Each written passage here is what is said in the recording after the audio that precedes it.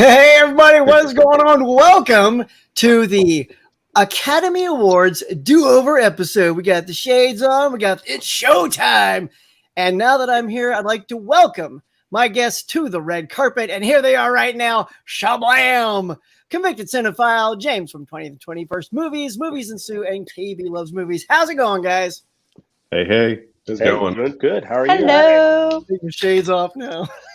This is such a fun episode. We've all been talking about this ahead of time. In case you're like want to dial in exactly what this show is about, what we're going to do is talk about the Oscars and the people we feel should have won in these particular categories. Now, it's very difficult because sometimes the person who did win you really like and think they're deserving of that. So the thing is, do you think your person's better than that? Or do you pick a totally different year and go that route? So guys, just chime in. Tell me what you thought about the process of putting this together. What was the hardest part? What did you like the most? Go for it. Just doing this in general is what I like the most. The hardest category, like we were saying before, was Best Supporting Actress for me. Yes. I had to go back 40 plus years to find one I actually really wanted to write down. Other than that, most of the categories I could fill in from memory, honestly. But yeah, it's fun. It's fun looking back on these. Yeah, definitely. Yeah, Best Supporting Actress for me was that's the one category that I don't have a selection for. It was so hard because as I look through the years, I cannot think of one. Like I tried to think about maybe Marissa Tomei. Should she have won for My Cousin Vinny? You know, should Redgrave have won instead or something like that? You know, yes, she should have won for that. Yes. Time and time again. It was actually on the other night. It was so funny. It was on, I'm watching it, and I said it was right at the moment where she was like, you know, my clock is ticking like this. And I was like, that's why she won. That's why she won. So, for sure. Yeah, it's a weird way going through. It was a lot of fun going through each category, you know? Yeah. Oh, yeah. Now, what we're going to do is I'm going to surprise so that the audience knows. In fact, let's just check in real quick. First, we're going to slap up our banner. Welcome to the Academy Awards do-over episode. Little ticker at the bottom to get you guys warmed up. And let's go to the comments and see who's in with us right now before we get kicking here. So Adrian James is here. What's going on, buddy? First of all, let's go all the way to the top with Constance Cherry, who was the first one in the red carpet, the green room, if you will. Some of our own people are in there too. Tim Talks Talkies. What's going on, buddy? Look at Hollow Notes is here. Hello. Mika is here, everyone. Kitten Paws. Oh, my wife is here. That's Kitten Paws. What's going on, babe? Hello. So yeah. Papa Blu-ray. What? Sue, is that for real? Is that your Papa Blu-ray? I don't know if that's my dad. I don't think it is. He's plagiarizing Papa Blu-ray. But Papa Blu-ray, you are equally as welcome. Hey there, Hookman. Robzilla is here. Mm-hmm. Let's see. Oh, IMC Norge. Where is Johnny? Oh, so yeah, thank you for saying that. Let's go ahead and cut to the chase. To our audience, we would like to say we're very sorry. Johnny is having internet problems at the house, and he's just been dealing with it all day, and they just couldn't fix his service in time. So he is unable to join us for this panel tonight, which just breaks my heart too. Because I was wanting to hear what Johnny had to say. Maybe he'll share it with us later on in the comments or something like that. But yeah, Johnny couldn't make it tonight, y'all. So we're doing this in honor of you, Johnny. Let's see who else we got real quick. We got Michael Bledstein saying, hey, the geriatric geek. Cool, man. All right, guys, so we're just going to get started here. I know you guys are ready to hear our picks. So what we're going to do is we're going to... ready. You're ready? Right. I'm ready. We're gonna throw up our board like this so that everyone, we can see their reaction to what people pick. And just so that you guys know, this will not be the order every single time. So right now, this is the order. Every time we are going to switch so that the person going first isn't always the same, thus having the luxury of never having their stuff stolen from them. Because, you know, that could happen tonight. So we asked everyone to bring at least 5 different choices because if somebody picks your first, second, third, and fourth, and you're last, you got to be ready. So I can't wait. So here we go. And of course, I will go last. So, Derek, convicted cinephile, we are going to start with Best Supporting Actress. Yes, James, your most difficult good. category. Okay. We're going first. The one you did pick. All right. Yeah, this was the hardest category for me. I looked through all 90 plus years of the Oscar winners, and I struggled and grasped at straws to get 4, and I don't even want to use all of these. We're just saying our top choice, though, yes? Huck, we're just saying our number one. Oh, yeah. Just one choice. Just one choice. Okay. So back in 1976, which was an amazing year for the Oscars, by the way, 4 out of the 5 Best Picture nominees are in the AFI Top 100 list. If you want to know, I'll tell you later. But who did win that year was Beatrice Straight for Network, which is an awesome movie, and you should see it if you haven't. She is in one scene of that movie for 5 minutes, and I forgot she was even in the movie until I researched this, not recently, but years ago. I was taken aback that she won an Oscar for that performance, because who should have won, I honestly have 2 people who should have won above her from the same year. Piper Laurie from Carrie, the mother in Carrie, who still scares the living daylights out of me to this day, and Jodie Foster from Taxi Driver. Yep. Both of those Ooh. women should have won over Beatrice Straight's 5 minutes of screen time in a scene I forgot existed. So that's who I went back to. Good one. Those are great picks. Now, if you had to pick just one between Jodie Foster and Piper Laurie, if you had to pick just one of them, who would it be? I'd say Piper, because Jodie has 2 Oscars. There you go. She eventually won 2 Oscars, so give Piper an Oscar. Piper. She still scares me. Mm-hmm. Yeah. Me too. See, I think that Great logic is going to performance. come into play a few times tonight. So-and-so has so many Oscars, so I feel like this person deserves one, you know? Yes. Plus, it'd be a horror movie. Not enough horror. I know. I love the choice, man. Well, that is an excellent pick. I remember that when I was researching that about that 5 minutes. It's just amazing. So, James, we're going to put you in the hot seat next, buddy. You're going to have to come up with something on the cup, baby. Let's go. Oh my goodness. Yeah, I was batting 0 on this category. I could not land on anyone on any one particular year. So I think for this category, and this is the only category I couldn't come up with anything. I don't have one that I can say that I can argue they should have won over another actress. So this is one I'm batting 0 on. So you're going to walk away from this one, huh? I'm going to walk away from this one. Yeah, this was a it was tough hard. category. This was the hardest category for sure. Yeah. I think so that our audience knows, we were talking before the show, and I think it turns out that we were all thinking the supporting actress category was really tough. So, all right, James, you'll just have to be ready to go on the next one. All right. I will. AB, tell us who you got, my friend. All right. I'm going back to the year 2007 at the 80th Academy Awards. Not that long ago. So we had the nominees being Cate Blanchett for I'm Not There, Ruby Dee for American Gangster, Saoirse Ronan for Atonement, Amy Ryan for Gone Baby Gone, and the winner was Tilda Swinton for Michael Clayton. I think in this situation, the young Saoirse Ronan should have won for Atonement. She played the 13-year-old Bryony, for those of you who saw it. Wonderful performance. We should have seen from then that she was going to be an up-and-coming actress and go on to other great movies from there. But, Tilda Swinton is a powerhouse when it comes to acting.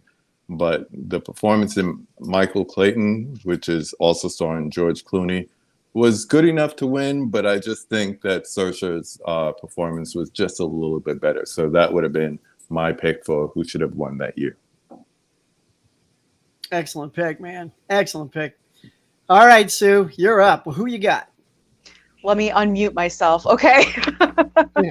All right. Well, I'm happy my choice wasn't taken. So I get to say my number one choice. So I'm going with, I believe it was 2019 when Laura Dern won for Marriage Story. It was Laura Dern. She won. It was Scarlett Johansson for Jojo Rabbit, Kathy Bates for Richard Jewell, Florence Pugh, Little Women, and Margot Robbie for Bombshell. I wanted Scarlett Johansson to win for her performance in Jojo Rabbit, because I still think it's her best performance that she's ever done so far. Laura Dern, I think she won because of her name, because of who her parents are, because she's like Hollywood, part of Hollywood royalty, you know, like because of her last name. And I mean, her performance was good, but it wasn't better than Scarlett Johansson's, in my opinion. Yeah, she had that little speech when they were having the Manuka honey tea that made the world of difference in winning that award. I could see it. Exactly. Yeah. She had. Yeah. That was both the years that you just mentioned were ones I almost put on my list. Yeah. Yeah, I think Sue that Scarlett Johansson was nominated in both categories, right? As Best Actress in America. And yes. I'm with you. I thought, I think I just thought she also should have had that Jojo Rabbit. I thought she had that one wrapped up. So. Yeah. All right, that's a good choice, man. All right. So I am stunned. I'm happy and stunned that we didn't steal anybody's picks here. So I am going to pick kind of the same scenario, Derek, that you had with the tiny bit of screen time for this winner. So for me, this is 1998, 71st Award. This is the year that Judi Dench won Queen Elizabeth for Shakespeare in Love for like all of 8 minutes of screen time, maybe less. And she was up against Kathy Bates, Brenda Blethyn, Rachel Griffins, and Lynn Redgrave for Gods and Monsters. Who is my pick? I think Lynn Redgrave was, if you haven't seen Gods and Monsters, it was terrific. Like Ian McKellen in that film as well. I was just so moved by the whole thing. Even Brendan Fraser, man, it was so good. And I kind of thought, speaking of like pedigree, right, Sue, when you're talking about, the Derns there, I thought, oh, it's Lynn Redgrave. You got to kind of, you haven't seen her name pop up in a long time. And I just thought that was her chance. And I mean, because Dame Judi Dench was in that for such a short time. It was like 7 minutes. That's was. It. Yeah. I'm like, I get it. I get she looked great and she's Judi Dench, but my pick was for Lynn Redgrave on that one. I agree. That's another one I almost did. I agree with that one. I couldn't think of the other performances. I'm like, I want to do Judi Dench because I know she didn't deserve it, but then I couldn't remember any of the other performances, which pretty much explains why Judi Dench won that year. Right there. Right. All right. Well, guys, so here's what we're going to do. So, Sue, since you're down at the bottom, you get to slide up to the top like that. Ooh, okay. All right. Which one's next? All right. Yes. Well, hold on now. I'm going to slow play this. Here we go. All right. So, Sue, you're in the hot seat. And we're going to do this next one, sort of like how the Oscars. We're going to stay in the supporting category with Best Supporting Actor. Go for it. Okay. This one's going to be tough. I'm happy I'm going first with this one because I've mentioned this so many times on my channel. Without a doubt, the year that Tommy Lee Jones won for The Fugitive. Okay, so Tommy Lee Jones for The Fugitive, Leo DiCaprio, What's Eating Gilbert Grape, Ray Fiennes for Schindler's List, John Malkovich in The Line of Fire, and Pete Postlethwaite, I think I said that correctly, in The Name of the Father. It should have been Leonardo DiCaprio for What's Eating Gilbert Grape. Hands down, without any argument, at least from me. Like, how Tommy Lee Jones won over Leo still boggles my mind to this day. I just don't understand it. Because he was a baby. I was this close to doing Ray Fiennes. It's funny that you said that. But I love all three of those performances so much I couldn't pick. Oh, yeah? Yeah, I think you're right. It's because Leo was so young at that time, and they probably saw that performance. They're like, you know what? He's got years ahead of him. He can win plenty of Oscars. And Tommy Lee Jones was already like at a point where he should probably have an Oscar, so that's why he probably got it. Yeah, I had that on my list, so I was like, it was right. It was okay. Like, I was wondering if you were going to pick that. So Oh yes, I'm a big advocate for Leo's performance in that. Nice. All right. Convicted cinephile. Derek, who'd you pick, sir? All right, I went back to 1996, which who did win that year was Cuba Gooding Jr. for Jerry Maguire, who is great. I'm not the biggest Jerry Maguire fan, so I was here nor there on the movie. But who should have won, in my opinion, was the probably arguable lead actor in the film of Fargo, William H. Macy. Yep. I had to bring something from the Coen brothers in this because they're my favorite. I'm drinking out of my Fargo glass. So I had to bring my most Oscar glass I could bring. But yeah, William H. Macy, it's just like he's outstanding in that movie. He's at least as good as Frances McDormand, who won Best Lead Actress, who's only in the movie the halfway through it and forward. But yeah, he carried that entire film almost, if not more than she did. I think he should have won that year, honestly. But he was just not as big of a name at the time. And Cuba was kind of like the new thing, I guess. I don't know. It's just the best, good timing for Cuba Gooding Jr., I guess. And that's why he won that year. Yeah. In my opinion. What do you guys think? That was one of my options. That was one of my backups. And actually, I chose Edward Norton from Primal Fear. That was my choice where he should have won. I would rather have that as well. All right. So, James, this is your chance to bounce back, my friend. Who you got? Oh, James, you're on mute. You're on mute, buddy. There you go. Yes, I got to redeem myself. I do have a selection for this category. So Best Supporting Actor. I got year 2015, the 88th Academy Awards. We had Mark Rylance nominated, Christian Bale, Tom Hardy, Mark Ruffalo, Sylvester Stallone. The winner was Mark Rylance for Bridge of Spies, and his performance was amazing. I mean, I don't take anything away from these performers or films. I mean, he was great in it. But Sylvester Stallone in Creed, his performance just had a grown man crying. I mean, just with the emotional strength of his performance was just it just blew my mind. You know, just how just the callbacks to Adrian, who had passed away, and he has cancer, and he's coming to terms with the end of his life and everything. It just sort of brought the whole beginning of Rocky to now he's an old man mentoring Michael B. Jordan as the son of Creed. I mean, I think it's his best performance, and I really wish that he had won for Creed. So I'll put Sylvester Stallone's name in the hat over Mark. Well, James, Rylance. I got to tell you, as much respect as I have for Mark Rylance's performance, I wish Sylvester Stallone had won that year. I will say, James, you have the first stolen pick of the night. That was my number one pick. Okay. Yeah, I'm right there with you. Well, I had the same year. Here's another thing I wanted to say about why I thought it was Stallone's time.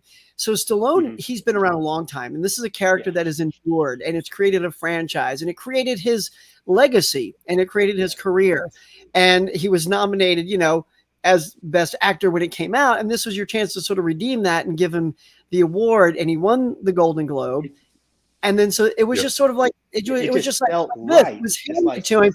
Give it to him, This is the chance that the Academy Awards neglected to honor one of their icons for an entire career. Like, even if you just you like him better in other movies, this is still that sort of that Paul Newman moment when you gave it to him for money, Color of Money, but he should have won it for so many other things. Yep. Stallone, I'm so with that him. was supposed to be his time. I agree. Yeah. Yeah. What a rob. He was robbed. Yeah. I had Tom Hardy for number 5, honestly. Yeah. Tom Hardy. All right, KB. Who you got, my friend? Yeah, we're rubbing it, yeah. All right. For Best Supporting Actor, I'm taking it back to 1962, the 35th Academy Awards. So we had Ed Begley Sr. For Sweet Bird of Youth. He played Boss Finley. Victor Bono for Whatever Happened to Baby Jane. Great movie if you've never seen it. Telly Savalas for Birdman of Alcatraz. Omar Sharif for Lawrence of Arabia, and Terrence Stamp for Billy Budd, playing Billy Blood. Ed Begley won, but if you've ever seen Lawrence of Arabia and sat through the whole thing, you know that Pete O'Toole does a great job. You know that Sir Alec Guinness does a great job. But, oh my gosh, does Omar Sharif steal the movie? His performance makes that movie. And he won the Golden Globe that year. So, you know, this is one of these categories where the best supporting actor and actress usually are like what I call scene stealers. So like we were talking before about Marissa Tomei, she steals that movie. So in this case, we have Omar Sharif stealing the movie from powerhouse actors once again. And I was shocked that he didn't win it. So just looking back in history and finding out that he didn't win it was like a big shock to me. So that's my pick, 1962. That's a good one. That's great. I'm glad to hear you go back into the 60s, man. I was wondering, like, who would have see that? What I struggled with when I got into the 60s, I don't want to jump ahead and tip my hand on some of the other categories, but my problem was I didn't see enough of the competition of the people I really wanted to see win. I'm like, oh, this person should have won best this and this, but I didn't see the competition, so I can't honestly go there. So. Yeah. Some of them I only seen like once, like Billy Budd I saw once, Sweet Bird of Youth I seen once, but you know, whatever happened to Baby Jane and Lawrence of Arabia, I've seen countless times. So that one was the easy one for me. And I figured a lot of people are going to pick like 2000s and 2010s. So I'm like, how am I not going to get my pick stolen? So that was my foolproof way to make sure that doesn't happen. All right. That's awesome, man. All right, so since my pick was stolen, thank you, James. I do have a backup that's going to feel very familiar.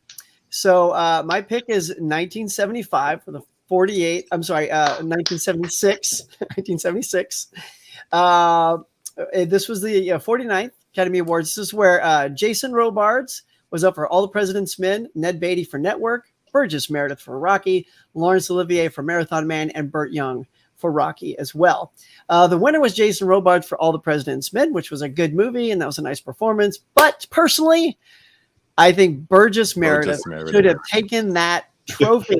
It's like, again, this is another one of those scenarios where, Burgess is Hollywood royalty at this time. He's been around the block. He's getting up there in his years. This is, he doesn't have too many like sweet, other than Grumpier Old Men, which came out later. He was nominated the year before as well for The Day of the Locust, right? So he didn't get that one. So it's like, okay, well, here he is the next year. Maybe they'll give it to him now. And I just feel that relationship, but by picking like Burgess Meredith, like of all choices, the dynamic in Rocky of the casting choices makes that movie the winner that it is. And no, you can bet your bottom dollar I will not go to 1976 and remove Rocky's trophy for Best Picture. That's not happening on my watch. So that is one of my favorite films of all time. So yeah, my pick is for Burgess Meredith. He probably only lost because he was nominated against Burt Young, which doesn't ever help. Yeah, splits never help. Yeah, I thought everyone in that category that year was amazing. That was an amazing year, 1976. Like I was saying before. Yep, super good.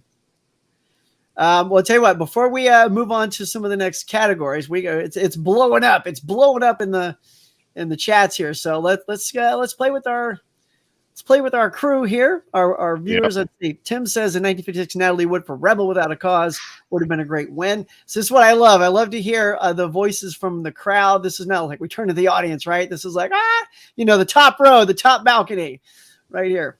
Somebody missed me. Hold on, get up there. Ken says also Shakespeare in Love. Okay, don't get ahead of yourself, people. We're not even there yet. You gotta stick to the categories, people. Stick to the categories.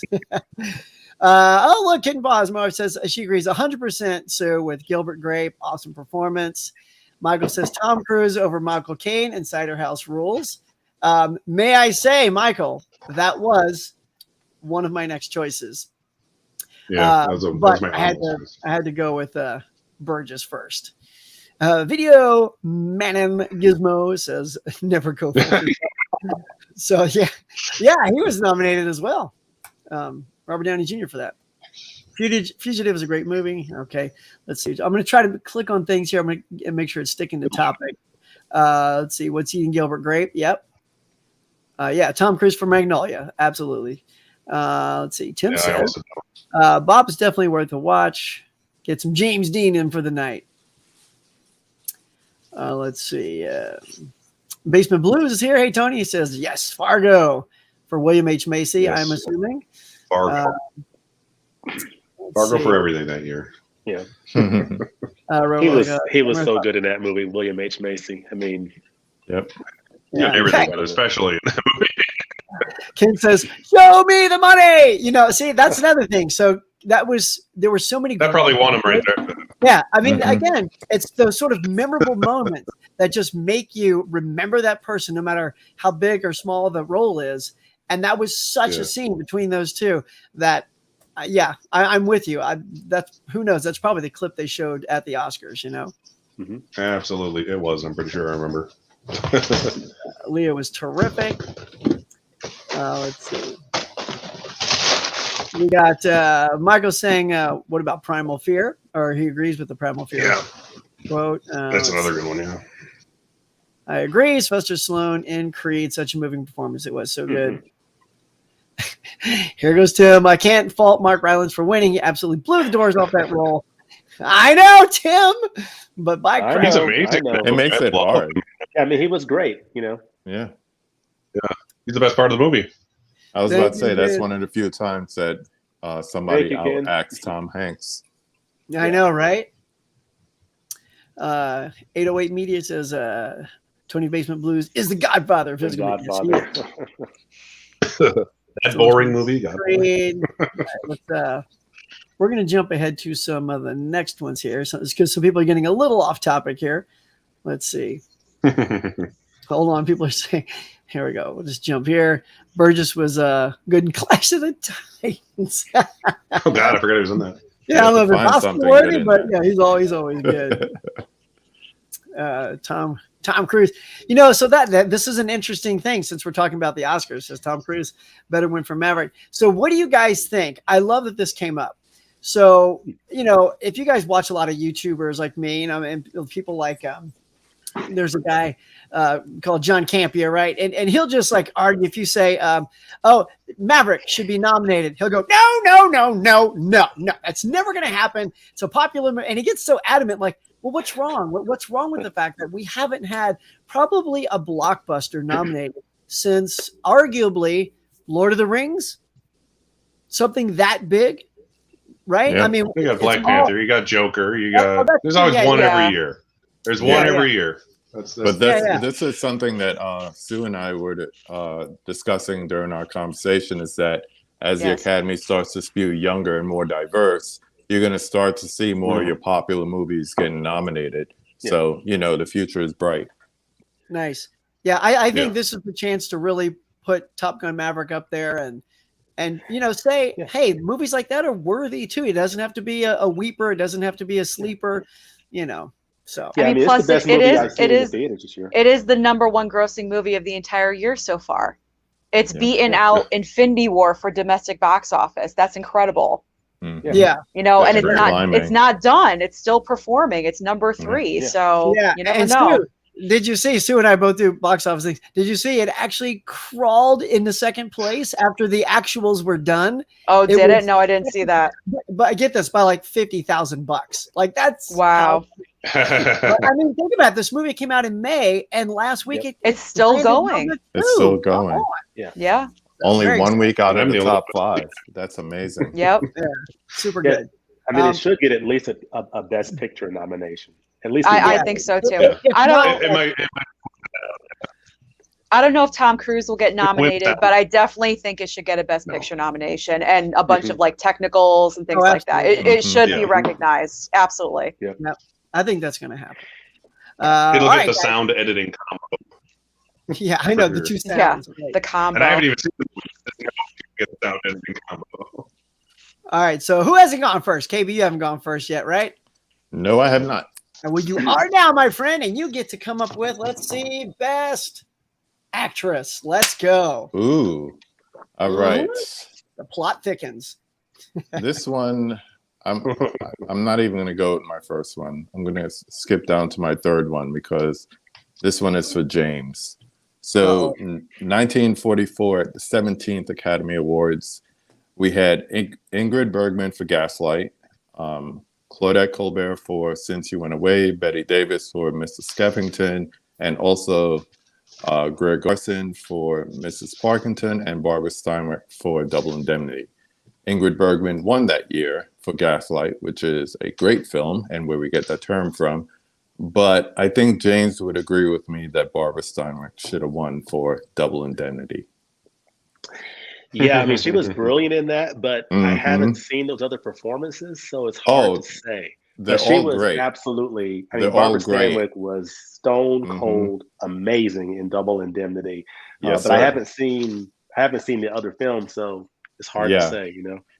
Right. I always just think about that scene where she's driving and then that moment happens and she does not break. She's just like you said, stone cold, looking right at you, kind of breaking the fourth wall in a way. Yeah, she was amazing. So, yes. That's Nice, my choice. It's nice. Good pick. All right, let's see. Sue, you get to go next. I'm next. Okay. Oh, this is tough to choose from my four, but I'm going to go with the year Emma Stone won for La La Land. So Emma Stone won, Natalie Portman for Jackie, Isabel Huppert for Elle, Ruth Negga for Loving, and Meryl Streep for Florence Foster Jenkins. It should have been Natalie Portman for Jackie. That's my opinion. I just think it was the better performance. I think the year Emma Stone won, she was like the golden girl, you know, like she was the it girl of that year. So that's the reason why she won. I've only seen La La Land one time. I am going to watch it again very soon. But there's nothing about that performance that is standout to me. It's a good, solid performance. Yes, indeed. But is it worthy of an Oscar? I don't believe so. Yeah. It's all the attention from the movie itself. I mean, from the music to the director, best picture. So, yeah, I think the film is better Jackie's than her performance. you know. Crowd splitting. Yeah, some people didn't like her coming in and out of the accent. My wife couldn't stand her and Jackie. We saw it together, so that might have been the problem. I liked it. Nice. That's a good pick, Sue. Thank you. It's a good one, though. Indeed. Let's see. Derek, you can go next. Hey. I almost want to go for my fifth choice because it's more interesting. Do it. Hey, man. Look, keep it fresh. Switch it up. Shock Do us. it. But I feel bad because I haven't seen the one I said shouldn't have won. But the one that should have won probably should have won. I'll do it anyways. 1950. Judy Holliday won for the film Born Yesterday, which I haven't seen, I'll admit.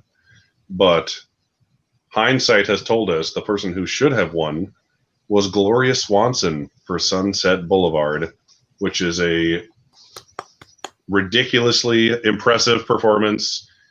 I haven't seen the movie in probably 18 years, and I still have it in the back of my mind because it's so impactful when you watch the film. It's just one of those all-time great performances that got ignored, which is just sad. So that's what I went with. This is my number 5 choice, but I decided to make it my number 1 choice at the last. That was my number 1 choice. Well, good. I'm glad I stole it from you. I'm glad we got it covered because that definitely. Maybe I I'll mean, do my number 1 choice then. Judy Holliday was great, but Gloria Swanson was iconic in that role. Yeah, it's like timeless. It's ridiculous. And poor All About Eve, they got the split on that, but what are you gonna do? That always happens. Yeah, I love seeing some of these older ones come in, man. This is a good mix. I've confused myself. Who hasn't gone? Raise your hand. I have not gone yet. That's what I thought. James, let's do it. All right, Best Actress. So we're going to go to 2011, the 84th Academy Awards. This is where Meryl Streep played Margaret Thatcher in The Iron Lady, Glenn Close was in it for Albert Nobbs, Viola Davis, The Help, Rooney Mara, The Girl with the Dragon Tattoo, and Michelle Williams, My Week with Marilyn. Meryl Streep won for The Iron Lady, and her performance was great. Of course, I don't think she has a bad performance. She's brilliant in everything, so I love Meryl Streep, but I really wish that Viola Davis had won for this role. She was just amazing. Octavia Spencer won Best Supporting Actress, deservedly so. But Viola Davis really, to me, should have won Best Actress for The Help. So that's my pick there. But I love Meryl Streep. She was brilliant as Margaret Thatcher. And that's what makes this hard, because it's not like Meryl Streep's her performance wasn't worthy of winning. I mean, she was a worthy winner, but I just wish that Viola Davis had won, instead. Similar to, I have all the respect in the world for Olivia Colman winning for The Favorite, but I really wish they had given it to Glenn Close that year for The Wife, But anyway. Just cause. I'm glad I changed my mind, because that was my number one, so that worked out really well. I was gonna say that was the backup on my list too. I agree with you 1,000% with that. Yes. Yep. Oh, good. You nailed that one then, sir. Yep. All right. Once in a while we got to have a little hot take here. So we'll see if this is one of those. I don't know. All right. But the year is, I'm going to do like Derek. Let me double check. Let me look. All right. Yeah, I'm going to do this one. All right. So this is 2020 is the year. It's the year Frances McDormand won for Nomadland. And I'm going to get to why. I'm going to get to why I don't think she should have won. Up against her was Viola Davis for Ma Rainey's Black Bottom, Andra Day for Billie Holiday, Vanessa Kirby for Pieces of a Woman, and Carey Mulligan for Promising Young Woman. And my choice is Carey Mulligan for Promising Young Woman. Yeah. And then I have to tell you why. When I saw that, man, like that performance, it just goes from one to another, and you don't know what to expect. And she's great at every moment that she changes. And I'm sorry, but Frances McDormand was the same sad sack for the entire film. And and if you're going to pick a sad sack, I thought she was better in Three Billboards, where she also won. Yeah. Almost kind of I feel like that's the same character who ended up going to Nomadland, right? So I just feel that Carey, it's like just showed so many levels and so much range, and your heart breaks at the end of that. And it's just like there was so much more to offer from that role. And I was just like, she's not going to win. I just felt like she wasn't going to win, even though she was highly, highly deserved of the Oscar that year. And I think she was robbed. I think Frances McDormand, it was one of those. Oh, it's Frances McDormand. I'm like, yeah, but she's won twice. Fargo for a much better performance, and then Three Billboards for a similar performance. So she had two. Like this is one of those where, look, you got two. Give it to another one of these actresses. And personally, I think it deserves to go to Carey. Yeah, I agree, 100%. That was on my list as well. I kind of hoped it would be Carey. I love me some Frank, so I couldn't put it on my list. But I don't disagree. Yeah. So what do you guys think? You guys, you see that one? It looked like you saw a head shaking. Oh yeah. Yeah, that was one of my choices, and I totally agree with you. I feel like Frances McDormand won just because it was Frances McDormand. Like she already has two, and the one she just won like 2 years ago. It's not like it was a gigantic span of time, and plus she got an Oscar for producing Nomadland. So she technically has four. Exactly. She has 4 Oscars. Yeah. Yep. So it's like, let's back off Frances McDormand just a little bit. Like, we know she's good. She's like the next Meryl Streep. It's like she has so many. Okay, let's stop now. I don't know give other people a chance. Yeah, I don't know if she has the range of Meryl Streep, though. Like, she's starting to kind of play similar things. I want to see her get back to something like Fargo, where she's just like super interesting instead of like super dour, Yeah. I want to pop this up real quick because I love what Mika said. She says the Oscars are going to have to be more diverse in selections, such as the biased against horror, like Toni Collette being snubbed. I agree with younger demographics shifting the thought. And I love that. I mean, diversity all across the board, I think. It is interesting, too, that like the last 2 years we've had women win the best director. So that's It's that's helped that's a a lot definite already. But yeah, I just wanted to pop that up because I agree with you. Like, I think genre in general gets shafted. You don't get to see sci-fi or fantasy, and when you see something like Joker or Lord of the Rings win, it's like, oh my god, it's like, you know, all the nerds in the world go, we did it, like together, you know. We Because got one. Then the next 10 years, it's all like Suckers. super small, like independent films, and sometimes it's just like the film that wins. It's a good talk of the town for the moment, and then no one talks about it anymore.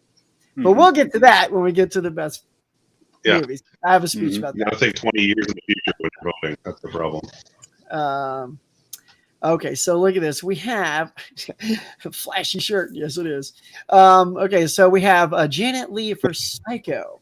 Since we have passed that category, I was curious, James, if you or KB was going to bring up Janet Leigh. I did have her down. She was up against Shirley Jones, aka Partridge Family, from Elmer Gantry. But because I had not seen Elmer Gantry, I couldn't pitch Janet Leigh because she was my pick. Me too. Yeah. But I I didn't didn't have time to watch it. Yeah, I mean, she was great in Psycho. She was wonderful. I mean, you know, she wasn't in it for the whole movie, of course, but she was great. Right. Fantastic. She was in it longer than Dame Duty Dench. I mean, go on. All right, let's see. They should have put her in supporting. She really would have won. Yeah. Yeah. Yeah. All right, let's see. Let us move on. Let's see. Any other? We got a couple of comments here. Natalie P nailed Jackie Kennedy. He's great. Rory Kinnear. I've heard that. Played 5 characters, but you know, speaking of people playing many characters, have you guys seen Tatiana Maslany in She-Hulk? That chick played so many characters in Orphan Black. Man, now she's playing 2. She-Hulk. She-Hulk. I love that. I don't want to get too much. Love it. It was so funny. It's so funny because like we're always trying to find new shows with the family here, and like I was watching it with my wife and daughter when it was over. We looked at each other like, well, and everyone went. We just started clapping. I'm like, all right, this is a keeper. Yeah, I think I'm going to enjoy that show. I don't watch really any TV, so this is like the first TV program I'm diving into in the last few years. So I'm enjoying it so far. I watched it. I enjoyed it. Yeah. Same here. All right, that's our promo during the show. It's our promo for She-Hulk. Oh, look at this. We got Ben Affleck was robbed. Okay, it's director. Hang on. Jump the gun there. We'll get to that. We're not there yet. I love how passionate you guys are in the chat, though. You're just like throwing stuff out there. It's great. It's tough to click on anything because I can't. My brain is moving so fast I can't read. So let's just move on. Okay, so we are going to move on to naturally the best actor category.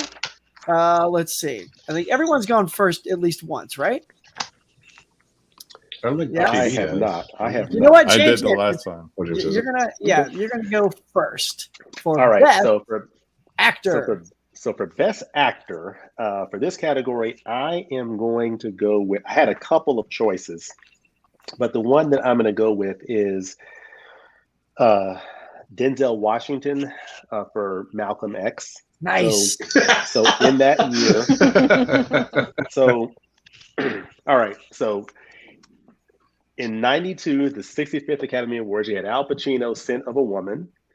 Robert Downey Jr. played in Chaplin. Clint Eastwood played in Unforgiven. Bill Money, brilliant. Stephen Rea, Fergus, The Crying Game, and Denzel Washington, Malcolm X, in Malcolm X. And this is one of those things where I really wish, as much as, you know, I'm happy for Denzel winning in Training Day, I wish he would have won this instead for Best Actor. Yes. So I wish he had won this, and Al Pacino, I'm glad he got his for Scent of a Woman, but I really wish he had gotten it in Godfather Part 2 in '74. So I'm going to go with Denzel Washington and Malcolm X in 1992. I think he should have won it for that one. So that was my number one. Pick there. Good. I assume that would be everyone's number one or number two. So, Derek, are you admitting that he stole your first choice? Oh, absolutely. I knew someone would. James is the ultimate thief tonight. Well done. And we're getting a 4K of Malcolm X from Criterion in November. Yeah. So Yeah. looking forward to that. Oh, yeah. Just in time for the sale. KB, best actor, sir. All right, I'm gonna leave 1976 alone because I'm sure somebody will bring it up. I'll do a recent one. 2016, we have Casey Affleck with Manchester by the Sea, Andrew Garfield for Hacksaw Ridge, Ryan Gosling for La La Land. It was that year. Viggo Mortensen for Captain Fantastic, and once again Denzel Washington for Fences. And it's gonna sound like an echo in here, but I believe that Denzel should have won for Fences. He was in the 2010 Broadway revival and got a Tony for it. Actually, pretty much everyone in the cast got some kind of acknowledgement for it. And it was almost like he walked into the role. Viola Davis walked into that role coming off of the Broadway play. And I don't know, for the life of me, I cannot stand Casey Affleck's acting. I don't care what he's in. The Town, whatever. Fair It's enough. like, just go somewhere. I don't like you, dude. I don't like your acting. that movie just like bummed me the hell out. So I was like, no. There was nothing about that movie that I enjoyed or liked. So I could have chose anyone in that category besides Casey Affleck. And I remember that year I was like adamant not to pick him, even though he was a favorite. I was like, no, anybody but you. So in that case, I would have picked Denzel. So I'm going with that. Okay. I like your I reasoning disagree, behind that. but I respect You're going to have to do a running commentary and convince me why any of that movie is good, because I don't see it. Super depressing. You don't like money? Very depressing. For 2 hours? No, I just thought he was I- fantastic in the movie. and you know, They felt KB, like real people with real emotion. I thought Denzel was like at 11 the entire time, which is why I always feel he's either overacting or underacting in many cases, with the exception of Malcolm X, which is why I think he should have won for that, because it's But the like only even- movie I've seen him in where he wasn't Denzel Washington. Even in the role when it was played by James Earl Jones, you can see it's not overacting. It's more the way the part was written. It's like, I got to be intense. I got to be on you, especially in the scenes with his son. You're going to say, Yeah. I mean, in that movie specifically, maybe, but I mean, in general, that's just Yeah. how I always see Denzel in most movies. What were you I going to was- say, Huck? I was going to say, if I recall correctly, and maybe this was just jibing at Matt Damon, but Matt Damon turned the role down to give it to Casey Yep. Affleck. So Oh, really? we really should have seen Matt Damon win that. But sail on. I would have supported that. Yeah. All right. So let's see. Who gets to go? Nah, we'll go sit. What you got? Oh, it's me again. Okay. Okay. I'm going to 2013. We have Matthew McConaughey for Dallas Buyers Club, Leo for Wolf of Wall Street, Give it to Christian him, sis. Bale, American Hustle, Bruce Dern for Nebraska, and Chiwetel Ejiofor, I probably butchered that, for 12 Years a Slave. I gotta go with Leo again. I'm sorry for Leo. Wolf of Wall Street. Gotta go. Yeah, That performance, nothing against Matthew McConaughey at all whatsoever. I've seen both of those performances. It's fantastic. He won? Okay, that's great. But Leo, in my opinion, just edges him out.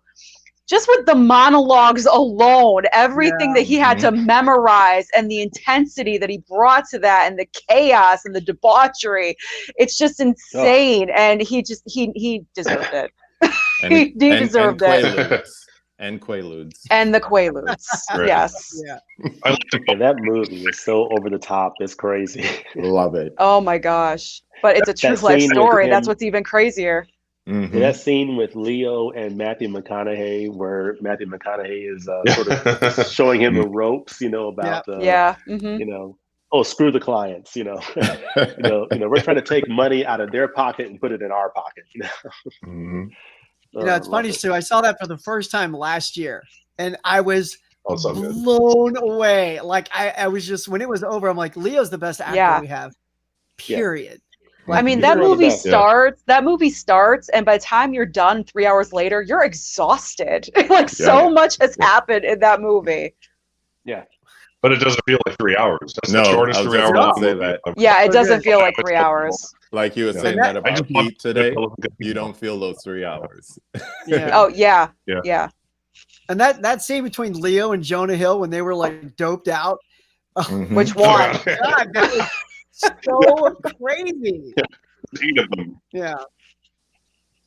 All right, that's great. So I'm so That's a good stoked. one, See, I'm happy to get that's my third steal of the night, and I'm very happy that it No. happened. That was a steal of mine too, but That's okay. Further That down. I have a backup. And that was the this close kind of steal, yeah. all right, dear. All right, we already did Pacino. Yeah, so. do 76. And you already mentioned Pacino should have won for Godfather Part 2, so I won't mention that because that was my number 2, but that was what it was. I'm going to piss a lot of people off. I'm going to Yeah. Do it. do it. I'm going to say 2018, Rami Malek won for Bohemian Rhapsody, which is a grossly overrated film, and he is not very good at the movie. All he does is wear horse teeth and lip sync to better singers than he was. Literally anyone should have won over him, in my opinion. But the person who deserved it the most was Bradley Cooper. Yes. Writing, producing, directing, and acting in A Star Is Born.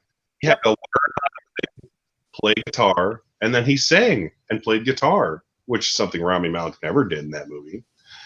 So I think Bradley Cooper absolutely should have won for his what is now 8 or 9 nominations he has for A Star Is Born. He's the most overdue actor in Hollywood right now. He has 9 nominations, I think, and no win. Yeah, So the that's what Susan I'm going Lucci with. of the Academy Awards. I give Rami Malek. That's a great I reference. might give him a little bit more credit for that performance. I thought it was really good, but I agree with you. I think, Bradley Cooper definitely. I would have been very pleased to see him win because he's long Right. overdue. He needs to get his. So He will eventually, hopefully. hopefully he will. Maybe this year with that one he's doing next time that he's directing. And he did a Sam Elliott impression. Yeah. That's On top true. of all that. And Sue, I know we both love this film because it makes us bawl so bad. It's just that movie just kills me. And that's know. because Bradley and Lady Gaga are so dang good, man. Mhm. Oh, I know. I didn't know Even the when they story. Like, performed together. I had not watched any of the other A Star Is Born. And so Yeah, it's, me and either. I get screener copies because I'm part of the SAG thing. And so we were just plowing through them. And I popped that one in. I was like, oh, I love these actors. And my wife, she knows the story. She leaves the room knowing what's happening at the end to leave me because she didn't want to. And I'm just sitting here and I'm like, I slap my face and I start crying. And I'm like, no, they're not going to. And they come in, and babe, I know you're watching. She puts her hand on my shoulder and just says, you okay? I'm like, no. It was so Yeah, exactly. No, I'm not okay. But I Yeah. love that she was like there for me and gave me that moment to break down like a man by myself. So yeah. That's tender. That's tender. That's right. That's what I love about movies, though, man. Okay, y'all. Let's see.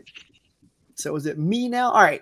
So I will say thank you, everyone, for picking all the great actors I was going to pick. So Sue, you picked me. So I will say, and I'm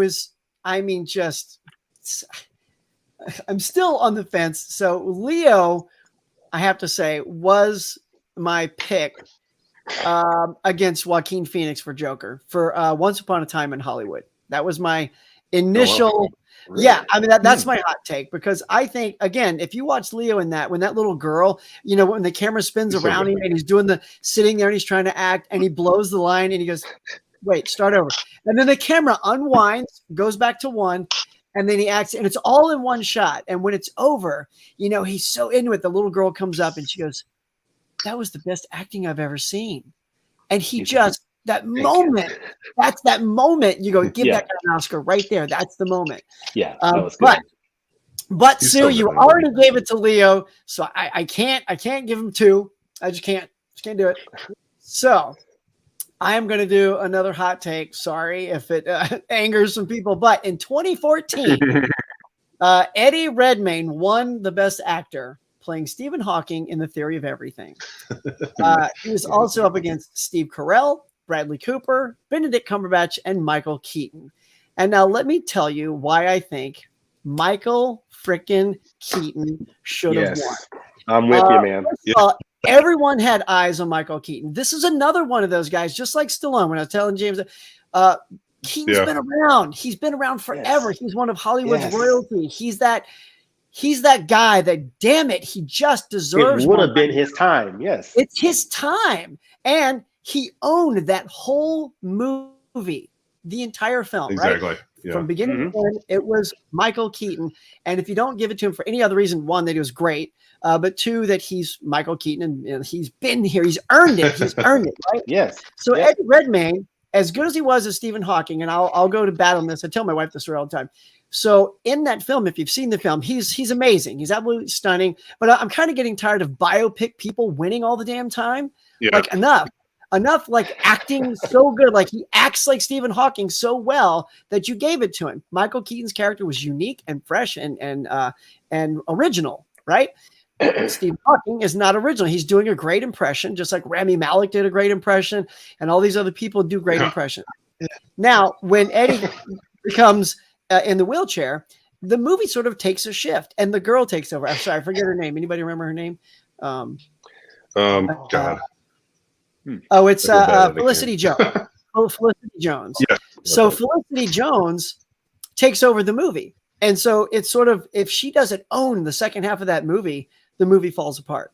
So to me, it was a 50-50 film, because once Eddie's in the chair, it's just a look. It's that, and he was a great look.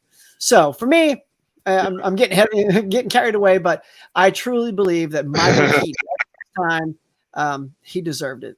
That was it. I agree 100% on that one. Yeah, I was really pulling. That was one of the years. Yeah. I was disappointed that he didn't win that one for sure. Yeah, especially when he was Best Picture, Director, Screenplay. Usually, actor kind of goes with it. Mm-hmm. Yeah. So the fact that it didn't that year, it was strange. But yeah, I was really like, ties rarely happen, especially for major categories. I was like, I really want a tie to happen because it's the perfect example of original, brilliant performance, right? And brilliant biopic performance. But like you said, they have too many of those. So it would be nice to give one to the veteran actor for a career Oscar that is also a deserving performance, and not one or the other. I have sort of another take on that is when, and not because he slapped somebody, but when Will Smith won, let me just say it was bittersweet, because I watched like so you probably did too. I watched like every nominated film that year. And I started with King Richard. I loved it. I said, oh, he's going to win. And then as I kept watching more and more, and I got to Tick, Tick, Boom with Andrew Garfield. So good. Oh, my God. Like, so good. So good. That, like, he taught himself to play the piano, to sing. He acts. He does everything. And he's got, this is sort of that Carey Mulligan versus, Frances McDormand thing. Will does a nice, even performance, but Andrew dances all over like an actor should. And I just thought, that would he's ready for Broadway. Upset. Yeah. That would have been a great upset. So him or Benedict should have won over Will Smith, in my opinion. That was one of mine. All right, we're a director now, ain't we, folks? It's time for some director. Yes, director. Yeah. All right. Okay. What the heck? I'll take this one first. All right. Everybody loves hot takes, right? So this is it. Y'all. Everyone. So 2019. I'm going to do it. As much as I love Parasite and Bong Joon-ho, this was Quentin Tarantino's time to win for Once Upon a Time in Hollywood. Personally, I freaking I'm sorry. Look, let me break it down for you. Hollywood also has a really great track record of splitting that award sometimes. A lot of times a director wins and then they don't win Best Picture, or vice versa. Mm-hmm. And I thought this is the time where I believe also, didn't Parasite win Best Foreign Film? If I recall, it was like the double. So, maybe you flip that. Maybe give Bong, Best Foreign Film and, or Best Film, and let Quentin take director, because I just thought he's missed that statuette so many times. And I loved Once Upon a Time. Like I know some people are like on the fence with that film, or they just think it's okay. But personally, I thought it was a chunk of Hollywood in its classic Tarantino way, that it was like a fairy tale. Yeah. And I just loved it. Like, I mean, top to bottom, especially that scene with Leo and the girl, and Brad Pitt was phenomenal. And the ending was so batshit crazy with the girl with the dog food, and the dog attacks the guy, and the flamethrower in the pool.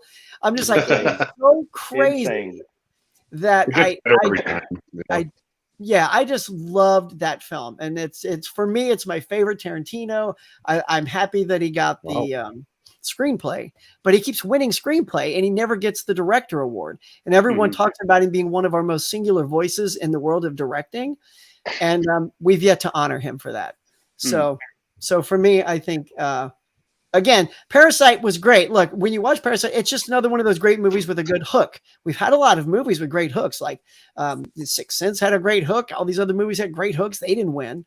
And Parasite just also had a really good hook and just clicked with people that year. So, but yeah, I think it should have been Quentin.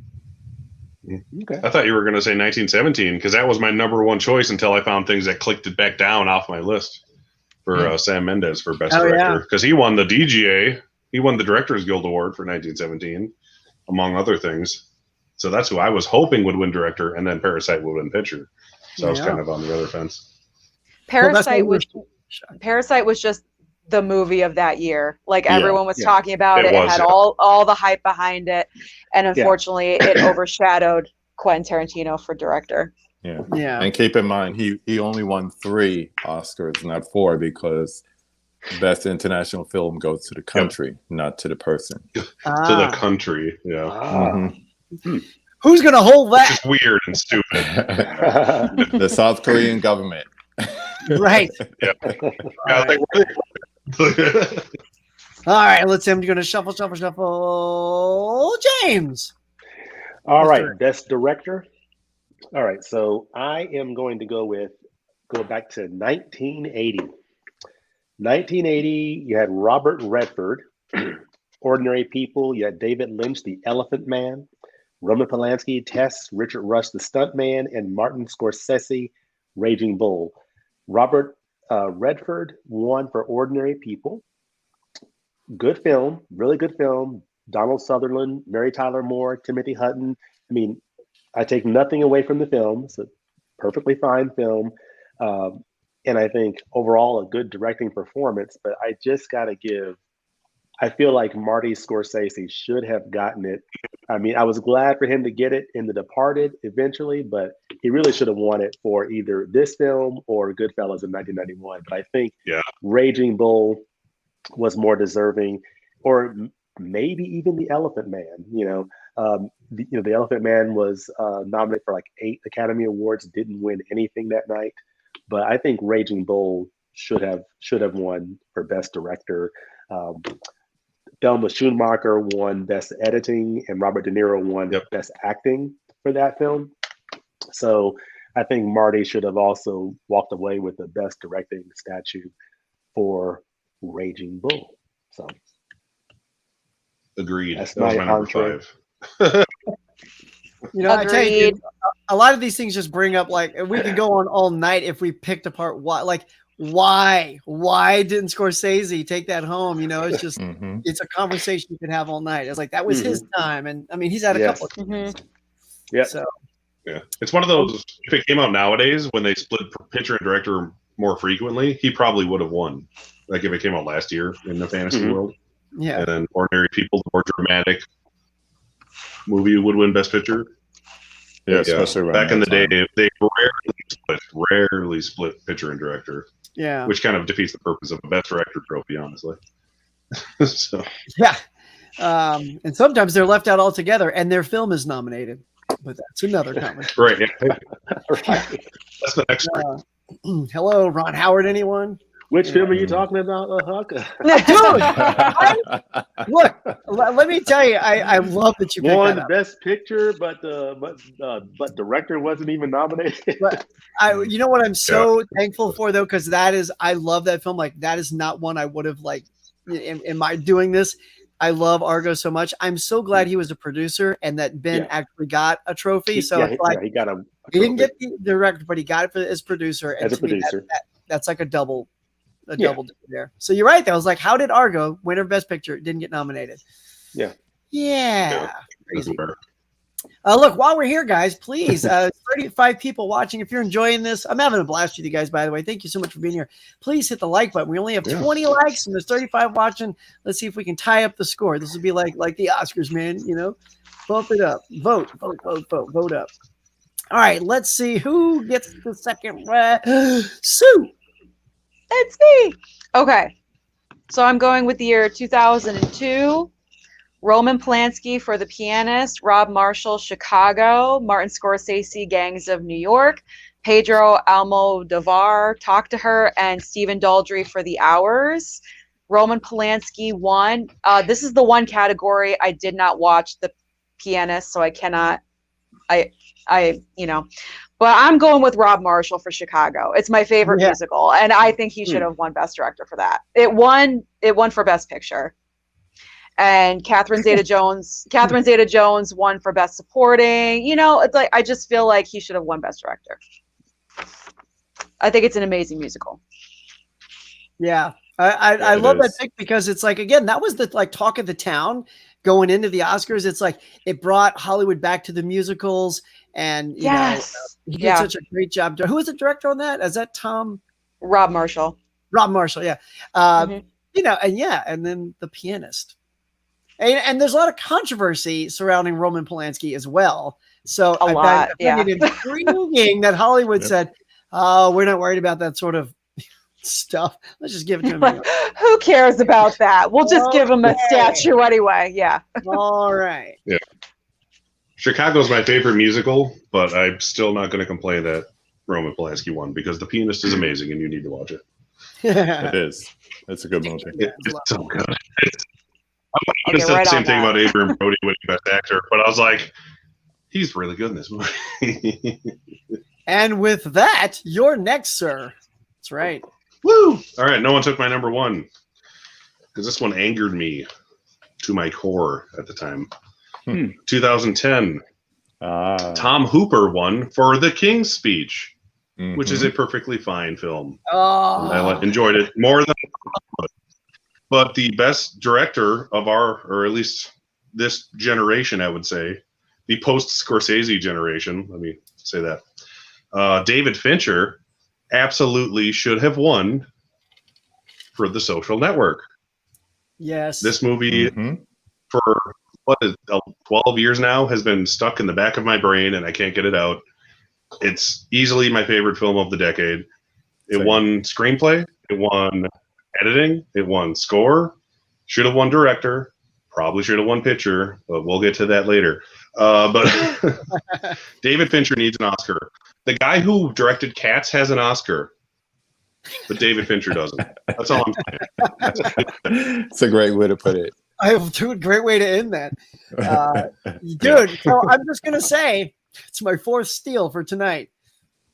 Good, I'm glad I did that. But I like that. I like that it's like it gives more films to get picked. Yeah, that's one where King's Speech, you know, that's one where Colin Firth, I always get Firth and Farrell mixed up. Yes, best actor, Yeah. I get that. I get the best actor. Everything else should have been Social Network. My dog agrees. Hold on, you guys talk, I'll mute. I thought it was going to be my dog. But yeah, no, I thought so too. I was like, whose dog is that? Mine's laying dead over there because that's what he does now. He's old. Yeah, one time when Ellen DeGeneres was hosting the Oscars, she made a joke about if you are British and you're playing a monarch, you have a pretty good chance of winning. And Colin Firth winning for the King's Speech, is an example of that.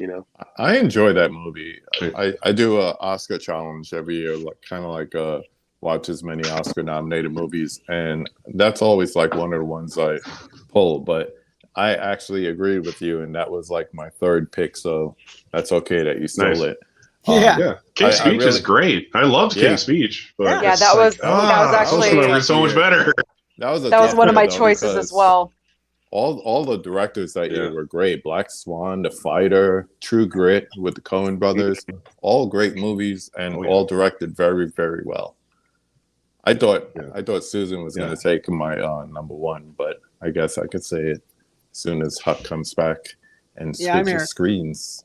I was just mostly impressed that even the BAFTAs gave it to David Fincher, the British Academy of Film and Television Awards. Even the Brits knew David Fincher directed the better movie. But then the Oscars and the DGA gave it to Tom Hooper for some reason. Of course. Like, why? What's wrong with you? Have you watched both movies? Because one's obviously better.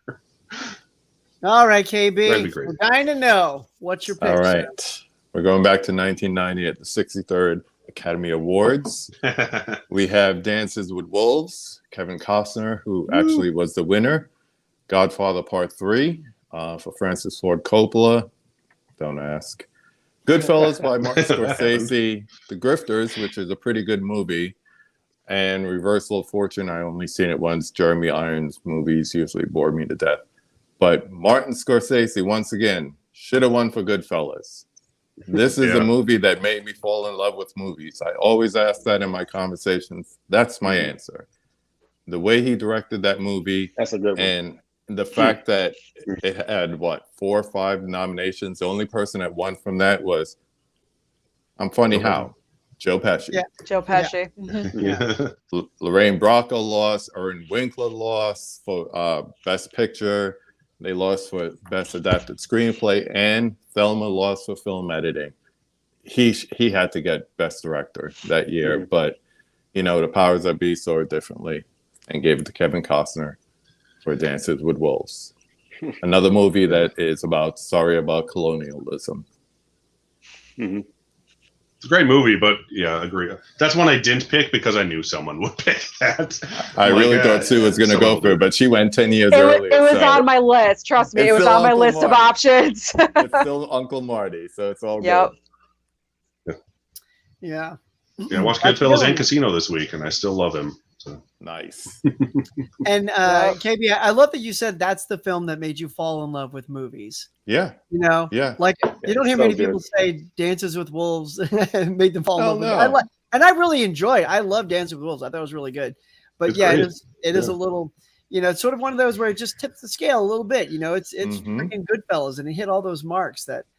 I always say the scene when they're walking into the Copa and you get the single tracking shot all the way from outside to the table. It's one of the most beautiful shots in film history to me. Yeah. And the first time I paid attention to that stuff. Yeah. Should have won editing too. Yes. Definitely. Always. Yeah. Since we're on that topic. Yes. Yeah. Thelma has the magic touch. That's a powerful combination. She only has 3 Oscars. Martin Scorsese. Just 3. All right, so that's everybody, right? So far? All right, here we go. Yep. All right, so because I was able to work in Quentin Tarantino over Bong Joon, I'm not going to pick Once Upon a Time in Hollywood over Parasite. I feel like I got that justice done. And look, I'm just going to I have all these other choices, but I just have to do it. This is the one everyone probably put on their list, didn't mention because everyone was probably going to say it. And let's just cut to the chase.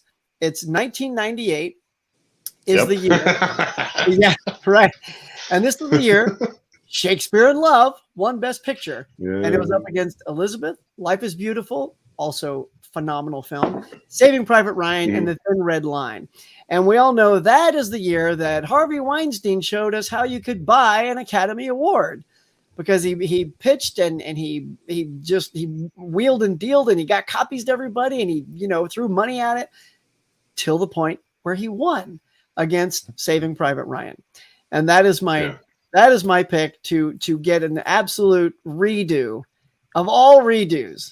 It is Spielberg wins Best Director, deservedly so. Yes. And even Life is Beautiful. I was moved to tears with that film. My money was on either one of those, whether it was Life is Beautiful or Private Ryan. I was doing this. I'm like, give it to either one. I will be equally happy with those films. Roberto Benigni. Good Lord. What a performance, man. But my money was on Private Ryan, as I am sure everyone's money was. And Shakespeare in Love, not to take away from it, it's a fun little film. Like when I saw it, I enjoyed the film, but it's not, it wasn't Best Picture over something as massive. I mean, Tom Hanks and that whole cast and just the drama and the, oh my God, just thinking about that film, like thinking about Shakespeare in Love, I'm like, oh, I feel like this. But when I think of Private Ryan, I'm like, oh my God, I feel like that, Yeah. So that has to be my redo right there. It's one of Spielberg's best, deservedly got the best director, but it should have been 2 trophies and take home Best Picture. Agreed. Agreed. That was my number 1. Mine too. Best marketing job. That's what it should have won. Best marketing job. And it's funny that the year after, Spielberg produced American Beauty, and he said, F you, watch this. And American Beauty beat out Weinstein's film the next year. So Spielberg showed him how it's done. Yeah. And I wouldn't even say American Beauty was my favorite film that year, but I was happy that it beat out Weinstein. It's a good film. Yeah. And he bought like 6 or 7 Oscars that year, Harvey Weinstein. Yeah. He bought Judi Dench's Oscar too. So, I know, right? All right, let's pop over. Let's see. I'm just gonna back up a tad. Just peek in here. It says Bob's Raisins. Ben Affleck was robbed for the Oscar for The Town. Oh, for The Town, yeah. Okay. Let's see. Oh, Bob. You and your theories. Here we go. Like a little Color Purple love here. Color Purple should have won many Oscars. I definitely had like Whoopi in here, and I had Oprah. Yeah. She was on. And this is the part, guys. So now that we've kind of come to the end, before we do a couple of honorable mentions, and we hit something like that, what did you experience putting this together? When like looking at certain years and certain categories, what caught you off guard the most? What did you enjoy the most? What was that moment doing this that you enjoyed so much? Anybody can go. It's interesting to do like a revisionist history, like things that were like the hotness at the time. You look back and you're like, I haven't watched The Revenant since, or whatever the case may be. And then you look at films that we hold today in higher regard than the winners, and you're like, that should have won. But at the time, not everyone shared the same sentiment. Yeah. Like The Color Purple. Yeah. Did you have any that you looked at and thought to yourself, and I'll give you an example. When I was looking at Best Picture and I thought of Pulp Fiction, it's hard to say I wanted it to win over Forrest Gump. Because I really like Forrest Gump, so I had to move away. I'm like, I think Forrest Gump. I haven't watched either one recently. Like maybe one's higher, but at the time, and the gut feeling I still have is that was a deserved win. So I couldn't go there for that. And I found myself hitting that several times in certain categories. Me too. I agree with that. I was feeling the same way too. I have like 94 was a good one. Yeah, I walked away feeling like I think the Academy, more often than not, I think they get it right, but they do have some misses, and sometimes some pretty egregious misses. But I think for the most part, they get it right most of the time. Because in going through the different categories and the lists, it was really hard, to say, okay, this film should have won over that film, and you remember each film and you're thinking, but this film was really good and that film was really good, and it's all subjective, Yeah. So it's difficult, which is part of the fun of it, Right. Part of what makes it fun. Yeah, and not just like coming across things that we put on the balancing scale like that and say, but some weren't even nominated. Like those, that's a whole nother topic. Those are the snubs, and we talked about snubs. Like snubs, I think is a whole nother show. Where some people were just absolutely, like we said earlier, Ben Affleck, Ron Howard for Apollo 13. I think he got the DGA that year, and he didn't even get nominated. I'm like, how did that just happen? So yes, those are crazy too. Yeah. So what I want to do is, if anybody has one or two, you can just do them at the same time. If you got a couple of honorable mentions, they can even be maybe a runner-up in these, or if there's just two other categories, I don't want to do a lot, but just a couple of other categories of someone else that missed out. This is like a little tease, like in case we do a sequel to this one. This will be the taste I want to give the audience right now. So, KB, do you have a couple of honorable mentions? Outside of the categories that we started with?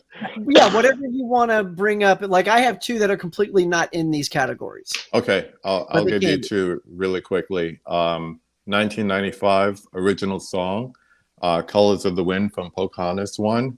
The much better song, I knew it from the first time I heard it, was You Got a Friend in Me from Toy Story. Yes. Oh, absolutely. That's so good. I love this. And I will say for adapted screenplay in 1994, Forrest Gump won.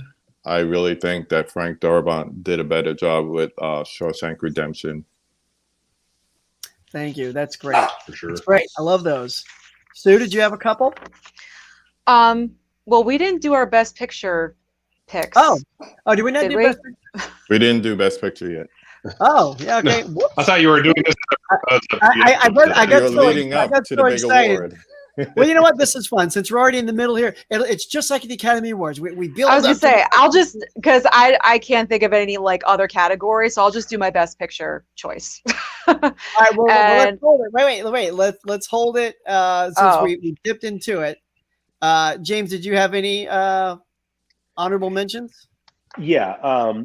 The one that I can think of is this film here. I'm trying to look at what year this came out, but this is, I think is 19. Oh goodness. Well, Streetcar Named Desire. So this is a film starring Marlon Brando, Vivian Leigh. You've got a couple of other stars in here, but basically, and I'm blanking on the names, but basically you've got this film has Marlon Brando in the lead actor. He was nominated for Best Actor, and he lost, but Best Actress. But this film won Best Actress, Best Supporting Actress, and Best Supporting Actor.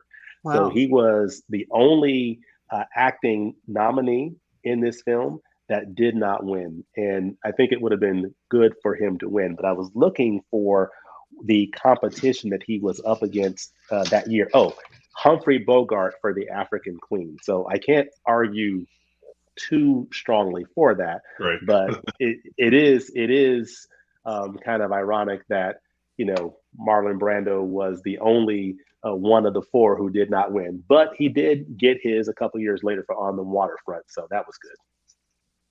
And he also got it for The Godfather, but he wasn't there to accept the award. Back in 1971. Very cool.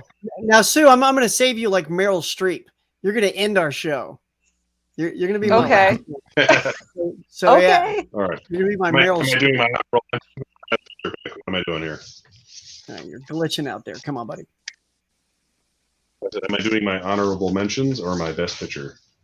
So did I miss something? So who did a best picture? I feel like I did the best picture. Who else did best picture? Just you. Nobody, just you. Wow. It's hot in here. All right. Oh, yeah. You. All right. Wow, y'all. Well, I'm building up the suspense then. All right. Let's just go ahead and get the honorable mentions out of the way, and then we'll tackle best pictures. Okay. Since I've already hosed it, Well, I'll try to go off my brain because I didn't do any other categories. Let's say best visual effects. Transformers, as bad as it is, should have won over The Golden Compass back in 2007 because that movie did not have good visual effects for making good polar bears. And what's another good one I can think of? That's the only one I got right now. But I'll randomly pop in supporting actress.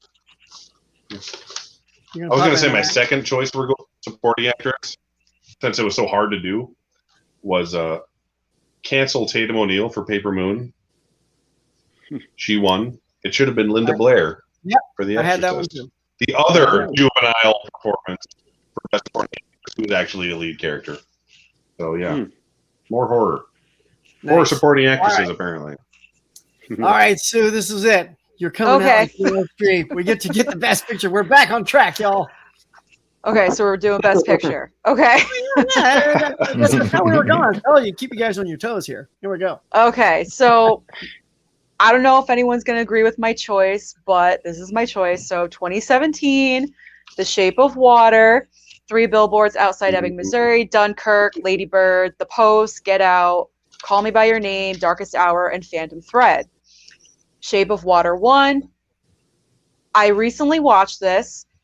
It is a great movie, but for me personally, I would have rather have seen Three Billboards Outside Ebbing, Missouri win Best Picture. I just had a better connection with that movie. Yeah. I connected with that movie. It was more emotional for me. It was just a more satisfying movie to me. Granted, Shape of Water is beautiful to look at. Like, it's so stunning. Mm-hmm. And I was kind of apprehensive with it at first because it's like, fish sex, whatever. But like, I mean, it's just a weird concept. It's a weird concept. But Three Billboards, I have that connection with that movie, so I'd rather see that one. Yeah. Nice pick, Sue. That was a good movie. I do love Billboard, yeah. That's also the one, the supporting actor. Sam Rockwell. Sam Rockwell. Yeah, that was so good. I was so happy to see you pick that up. Mm-hmm. Good stuff. All right, let's go, KB. Okay. Everyone talks about 1998 and Miramax and how they bought Shakespeare in Love to win the Best Picture, but a lot of people don't talk about the fact that they did it 2 years earlier with The English Patient. The English Patient won. The other nominees were Fargo, Jerry Maguire, Secrets and Lies, which is a Mike Leigh film, and Shine. And I think we'd all agree that Fargo is a much better movie than English Patient, which is great. Tony Minghella does a great job directing it. But this was another one of Miramax's marketing campaigns that got not only that award, but many other awards that probably were not as worthy as Fargo was. So I really think Fargo should have won at the 69th Academy Awards for Best Picture. Should have won everything. So I brought my Fargo glass. I knew someone would say it. Hey, I did it for you. Thank you. That's a great pick. All right, James. Okay, I'm going to go with an old movie here. I'm going to go like 8 decades back in 1941. 1941, we had several films nominated. How Green Was My Valley, Blossoms in the Dust, Citizen Kane, Here Comes Mr. Jordan, Hold Back the Dawn, The Little Foxes, The Maltese Falcon, One Foot in Heaven, Sergeant York, and Suspicion. And of course, How Green Was My Valley won Best Picture in 1941. Beautiful film. Amazing film. I mean, I love How Green Was My Valley, and it's very hard to definitively say this, but I do think that Citizen Kane should have, won over How Green Was My Valley. It's not. I mean, it's like razor thin because How Green Was My Valley was so good. And I don't think it gets enough credit for how good of a film it is, but it's one of those things where you look, we can look back in history and see the impact that this film has had, over these many decades. And of course, How Green Was My Valley is a film that most people have pretty much forgotten about and don't even hear about. But everybody's heard of Citizen Kane, and the influence of this film is just a huge influence on cinema. So it's very innovative, and it's just a miracle of a film from a filmmaker who was like 25 years old, his first feature film ever.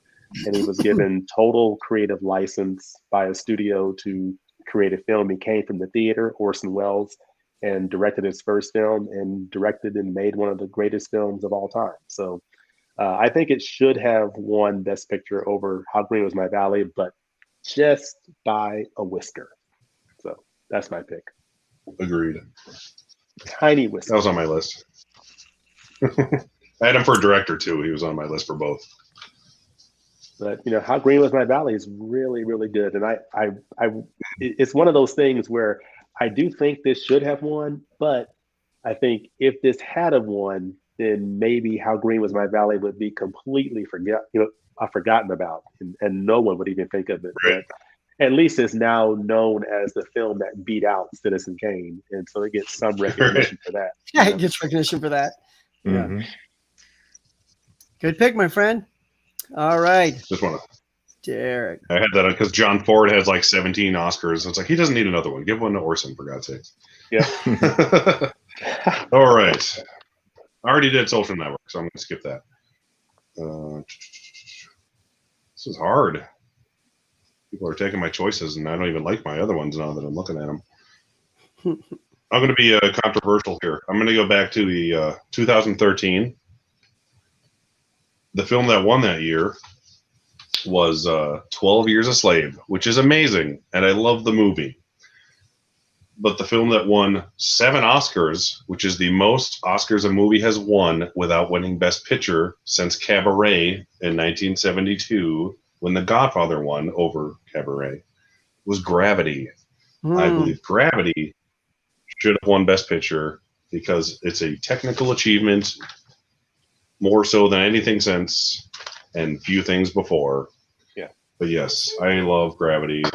I love that movie. It's so good. It was one of the most impressive things I've ever seen in theaters, and I didn't even see it in IMAX. So, like, that's saying something. Yeah, 12 Years a Slave is great. I would have been happy if he won Best Actor or anything else for that movie. But Gravity should have won Picture, Director, and every technical award, which it did. But it somehow lost Best Picture. Yeah. Sandra Bullock won Best Actress for that, didn't she? I think she No, did. she was got- nominated. She was nominated. Yeah, Oh, she won okay. for Blindside. Although I am stunned she didn't win for that one. It's because she's the whole that's film. much better. Oh, she is. Yeah. Yeah. She's like the whole movie. Mm-hmm. Love that film. It's a great choice. All right. Gorgeous movie. KB, did you go? Yes, sir. Everybody gone? He did Fargo. Yep. Yeah, He got the right answer. I'm zoning out. It's so hot in my house right now. It's like I'm all, oh, hey guys. Cool. All right. What else you guys want to share? You got any other Sue, did you have any other backups you wanted to just give a nod to? Any other backups? Like any of the other categories? Like, if I couldn't have said this, I would have said this for Best Picture or something. I mean, I guess like for Best Actor, most recently, Chadwick not winning, having Anthony Hopkins the surprise win over Chadwick. That I was devastated with that because he was sweeping everything, and then Anthony Hopkins got that BAFTA, and I was like, uh-oh. Yeah. and then he won the Oscar. And they had it as the last award that night too. That was weird. That was just so weird how they did that. Because the way they were setting that up, you were thinking that it was going to be Chadwick. It was going to be this epic moment. His wife would go on stage, accept the Oscar. Yeah. But it's like Anthony Hopkins. You're like, what? He wasn't even there. Also, he wasn't even there. He wasn't even there. Himself was so anticlimactic. He did a quick video. He was like in Australia or somewhere. He just he did a quick video saying, I just learned that I had won the video. I mean, even he was surprised. Even he was expecting Chadwick Boseman to win. You know? Yeah, so that was a little disappointing. That was very disappointing. Another one I thought was, Moonlight. I thought was a good film. I was a little bored by it, to be honest. But I felt Hidden Figures, the space program, should have won over that because La La Land was the favorite, but they screwed that up and then they gave it to Moonlight. But the whole time I'm thinking, well, Hidden Figures was phenomenal. I feel like it was just this dark horse waiting to sort of come out and shine, and it just it never. I don't know why. That's one of those, again, Moonlight at the time it was peaking in its interest. And I feel like it's one of those that won because of its moment of peaked interest rather than overall like phenomenal film. Movie that good at the right time. It's definitely a very memorable moment at the Oscars. Oh my God, right? Oh man. Why? Yeah, that That was partner, that partner from Price Waterhouse definitely got some heat over that. Mm-hmm. Yeah, what was it? It What was, they get for having two of the same envelope. no, what was it? Was the rumor that they gave Warren Beatty the actual envelope for her winning for La La Land? You know, Emma Stone. Mm-hmm. And so I when they believe saw so. when Yeah. they saw La La Land, they just ignored Emma Yep. Stone's name and they just said, "Oh, it's La La Land." It's like, yeah, but it's got Yeah. Emma They- Stone's name on it. Shouldn't you just look at that and go, It's like, I think is she I the have the wrong- producer? "Yeah, right." Right. Exactly. Wow. Plus, you're just the actor. Like each person on either side of the stage has one of each envelope, and they gave them the wrong envelope is what happened. But yeah, it's like, how do you not notice that within the 2 minutes you were looking at it? But made for great TV, so I'm not complaining. Oh yeah, Oh, yeah. that was great TV. High water like camp the whole time anyway, so it was all fun for me. Now, is there anything that's come out so far this year that you guys are excited that you hope to see get to the Academy Awards and either get nominated for awards or take Best Picture? Is anything like topping your charts right now? Besides Top Gun Maverick, not real. I feel like they're saving everything for the last 4 months of the year because I honestly can't think of anything so far that's worthy of being nominated. You know what I That's mean? what they do. Yeah, I know, but I mean, it's just they're really cramming it in. Like they're waiting for like September, like October, like October, November, December. Yeah, I don't know, it's all but the fall film festivals are when it comes out. Yeah. Which is but happening right now. from seeing like trailers, Amsterdam is most likely going to get nominated. That I've seen. It's such an all-star cast and everything, so that's probably going to get recognized. The only thing I could think of is along score wise, and that's for the Batman. I could see that getting Oh, for sure. Definitely, yeah. Cinematography, dude. Hopefully. Well, I recently saw this film, and personally, it hit me on absolutely every level, and that was Everything Everywhere All at Once. Yep.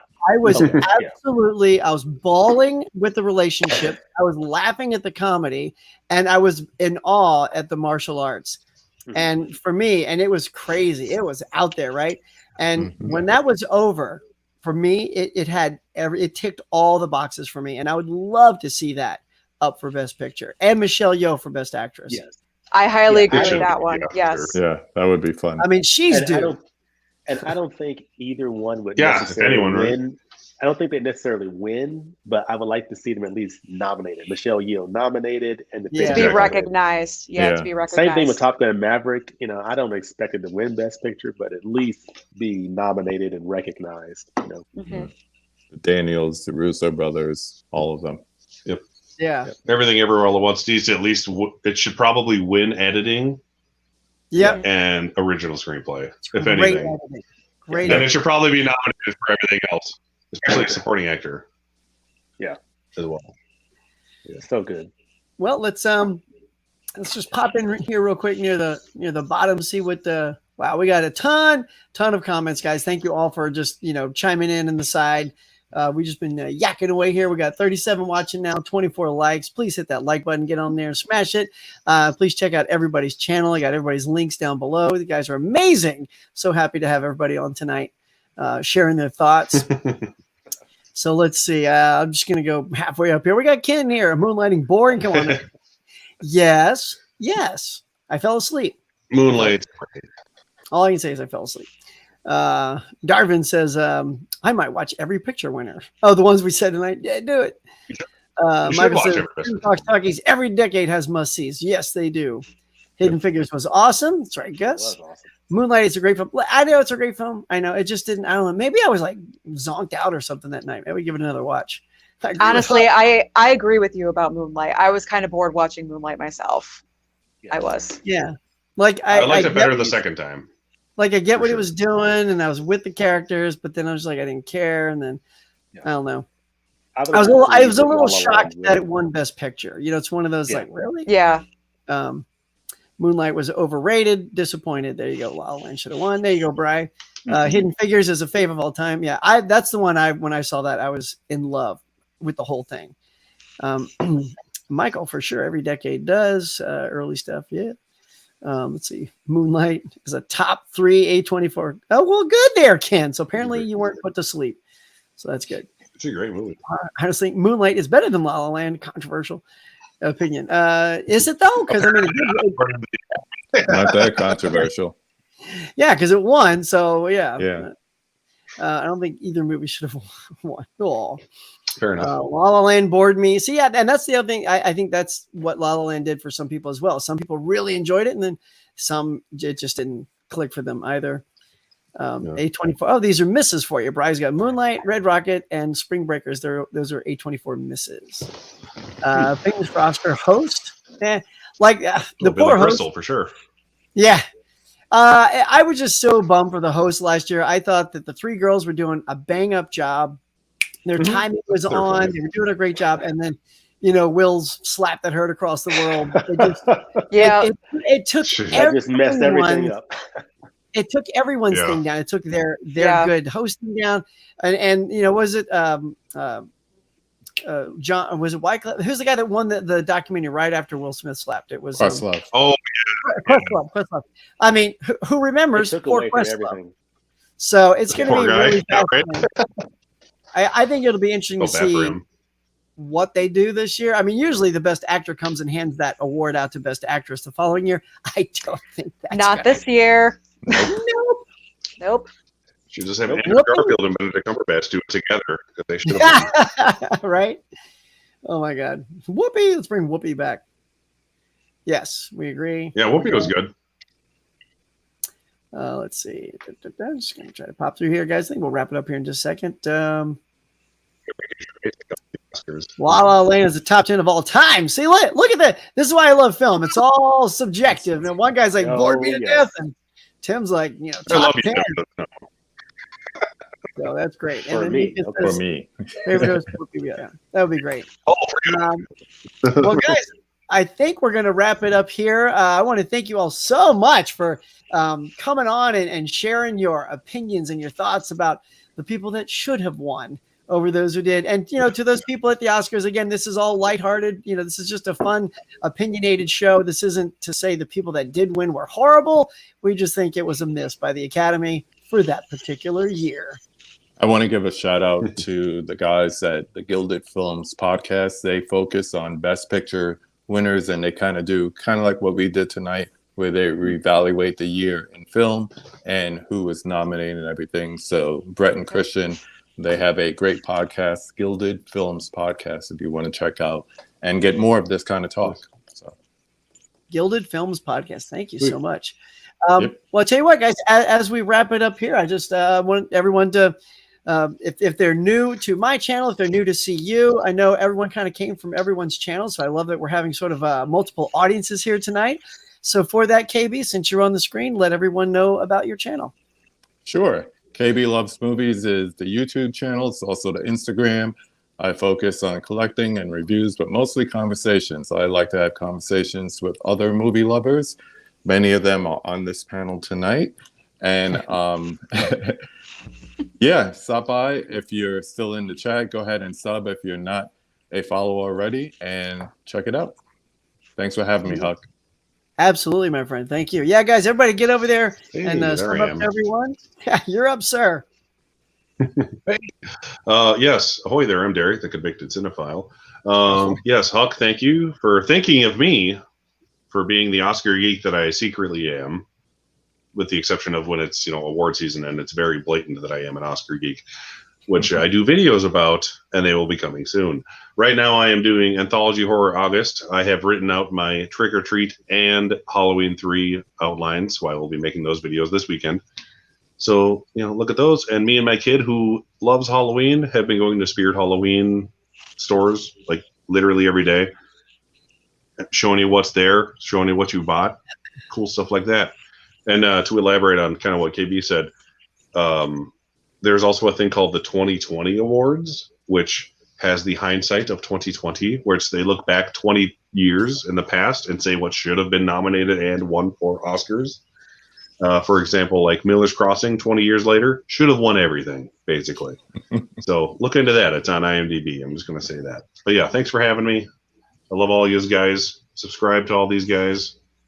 Subscribe to me. I don't care. Whatever.